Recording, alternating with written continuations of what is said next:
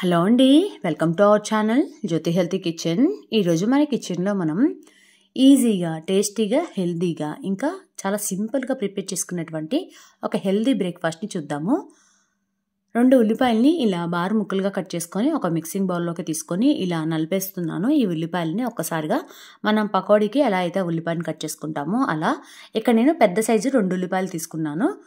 అలాగే సన్నగా కట్ చేసుకున్నటువంటి కరివేపాకు ఇంకా ఒక క్యారెట్ని కూడా తురుముకొని యాడ్ చేసుకున్నాను. అలాగే 1 స్పూన్ వరకు జీలకర్ర, 1 టేబుల్ స్పూన్ వరకు నువ్వులు, 1 స్పూన్ వరకు కారం, టేస్ట్కి సరిపడినంత సాల్ట్ని, అలాగే 2 స్పూన్లు పెసరపప్పుని ఒక పావు గంట ముందుగానే నానబెట్టుకొని యాడ్ చేసుకుంటున్నాను.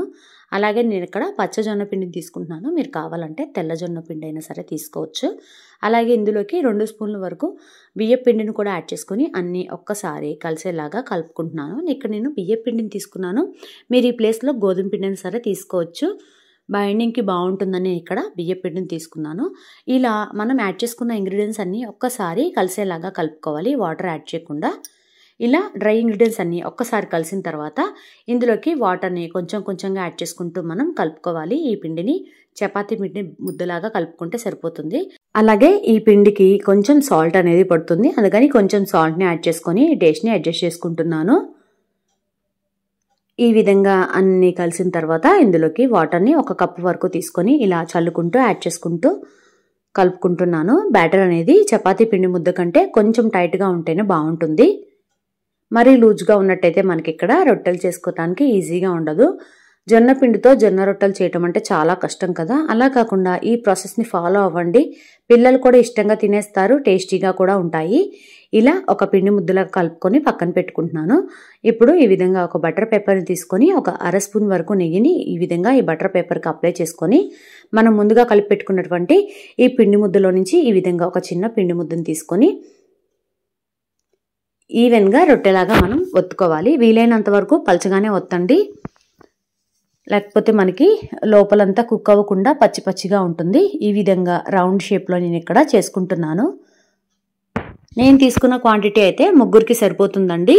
దాన్ని బట్టి మీరు పిండిని కొంచెం అడ్జస్ట్ చేసుకొని యాడ్ చేసుకోండి. ఈ విధంగా ఈవెన్గా నేను రొట్టెలాగా ఒత్తేసుకొని స్టవ్ని వెలిగించుకొని ముందుగానే ఒక ప్యాన్ని హీట్ చేసుకుంటున్నాను. ప్యాన్ హీట్ ఎక్కేలోపు మనం ఈ రొట్టెని ప్రిపేర్ చేసుకుంటే సరిపోతుంది. ఎక్కడా లావుగా లేకుండా ఇలా నేను ఈవెన్గా ఒత్తేసుకొని ఇప్పుడు స్టవ్ని సిమ్ ఫ్లేమ్లో పెట్టుకొని ఈ విధంగా ఈ రొట్టెని ఒక సైడ్ ఫ్రై అయిన తర్వాత రెండో వైపు కూడా టర్న్ చేసుకొని ఫ్రై చేసుకోవాలి. ఇదే విధంగా ఇంకొక పిండి ముద్దను తీసుకొని ఇంకొక రొట్టెని ప్రిపేర్ చేసుకుంటున్నాను. ఇది ఫ్రై అయ్యేలోపు ఈ విధంగా నేను ఇక్కడ నెయ్యితోనే కాలుస్తున్నాను ఈ రొట్టెల్ని. మీరు కావాలంటే బటర్తో కానీ నూనెతో కానీ ఫ్రై చేసుకోవచ్చు. చూడండి, ఇలా కొంచెం కలర్ వచ్చిన తర్వాత రెండో వైపు కూడా టర్న్ చేసుకొని రెండో వైపు కూడా కొంచెం కలర్ వచ్చిన తర్వాత ముందు వైపు కూడా ఫ్రై చేసుకొని 2 వైపులు కొంచెం కలర్ వచ్చి బాగా కుక్ అయ్యేంత వరకు మనం ఫ్రై చేసుకోవాలి. ఇక్కడ మనం జొన్న పిండితో ప్రిపేర్ చేస్తున్నాం కాబట్టి నిదానంగా మనం మీడియం ఫ్లేమ్లోనే పెట్టుకొని కుక్ చేసుకోవాలి. ఇలా ప్రిపేర్ చేసుకున్న వాటిని పక్కన పెట్టేసుకుంటున్నాను. నేను ఇక్కడ మార్నింగ్ టైం బ్రేక్ఫాస్ట్గా చేస్తున్నాను.